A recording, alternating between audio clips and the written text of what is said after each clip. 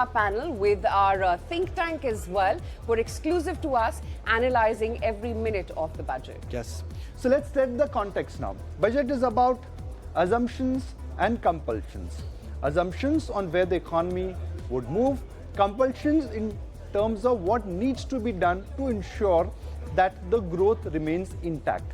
Now, uniquely though, every budget or most of the budgets in last couple of years have had an underlying theme. And just when the Finance Minister Nirmala Sitharaman was ready to declare her victory march, because inflation was coming under control, growth was on track, and fiscal discipline in a sense was not compromised, the economy is slowing down. Rupee has plunged.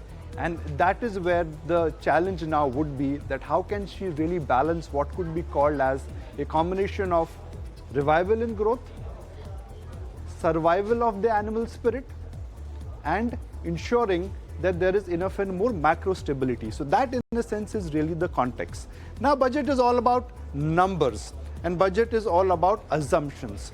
So what are the assumptions? Now these assumptions in a sense are important, and through the lens of these four numbers, Aisha, you can pretty much judge the whole preamble of the budget, if I may use the word.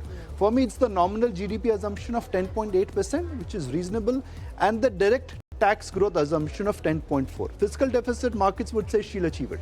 Yeah. The most talked about number used to be fiscal deficit. Markets are saying she'll achieve it. And I think most people would be okay if there's a little bit of a fiscal deficit slip, if it comes at the cost of a higher capex. Of course. Yeah. That is the talking point. So let's take that point forward, which is that what is working for the economy, what is not working for the economy. So what is the backdrop? We say growth needs to be revived. So let's look at what is working.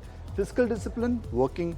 Inflation looks like it has peaked out, and robust domestic flows. Yeah. The FI flows have been on the negative side, but DI flows on the positive side, they work like a charm. What is not working is actually the macro environment.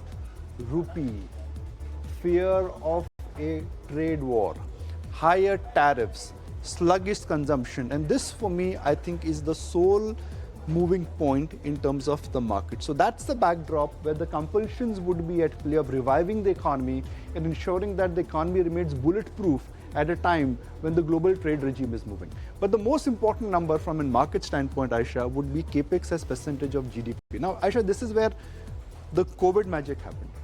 Finance Minister and the government came out, they said the economy needs a solid push. Start spending a lot more so that you build roads, you invest in defense, you invest in railways, take care of the economy. So as percentage of the total GDP, which is the nomenclature we look at, the capex has gone up. And it is estimated to be at 3.4%. If this run rate is continued, markets would be happy and delighted. Yeah, absolutely. So the intention is not a question.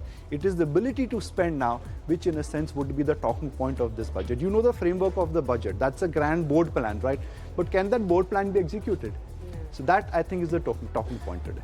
Oh yeah, absolutely, and especially given the Prime Minister's comments yesterday that he's going to be praying to the deities that it should be a good budget, and it should be a good budget for the poor as well as the middle income groups. So that's a little bit of a hint that will the budget have a populist nature this time around or not?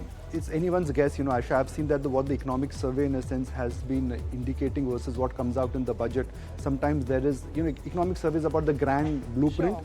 Implementation, budget is about filling in the colors. Sometimes there is a bit of a blue, there is a bit of a black. So the colors normally don't match. But yes, the compulsion here is to revive the economy. The compulsion here is to take us above 7.5–8% so that we can march towards Viksit Bharat. So there is a different backdrop. Same time last year it was about continuity. This time it is about perhaps pivoting back to that track, which was solid 7.5% GDP growth.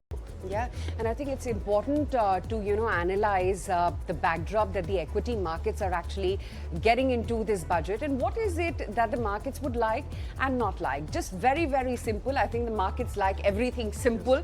So let's start off with what they're going to like. And, like Nikunj was highlighting, will there be a bigger fillip to capex? We've been talking about as to how the consumption slowdown has been a big negative for equity markets and investors. So a boost to mass consumption, that's definitely something that the markets are going to like. Will the finance minister today put more money into the hands of consumers? Could it be via, a tax cut, a slab change? Something like that is definitely something that the markets are going to like, purely because of the cascading effect as well that it's going to have on a lot of these sectors, not just FMCG, but white goods, brown goods, so on and so forth. Other than that, of course, a further fillip to the manufacturing PLI boost, that's something that's going to go down well with the markets. It's worked like a charm and a magic for the last 2 years, and a further push in that direction definitely is something that the market is going to like. Manufacturing is the theme we know has been a hot favorite with investors. So a step in the right direction and a further push to that, that's something that's going to please the markets. Further, employment, some tools wherein, the government can try and generate more employment. That's something that's going to go down well with the markets. A hike in the tax slab limits, like I mentioned, putting more money in the hands of consumers, that's going to go down well with the markets. And of course, a hike in capex outlay. We just flagged off as to what are the capex assumptions. That's something that the markets would be very, very pleased with. But yeah, as you know, the market is a different beast altogether. What's the market not going to like then? Extreme populism, I don't think, is going to go down very well with the markets. So tax complexity, reaching in the capital market tax, of course, is a big no-no given the fragile sentiment that the market has been in, and we'll talk about that as well. A derailment from the fiscal path, a huge derailment if it doesn't come at the cost of higher capex.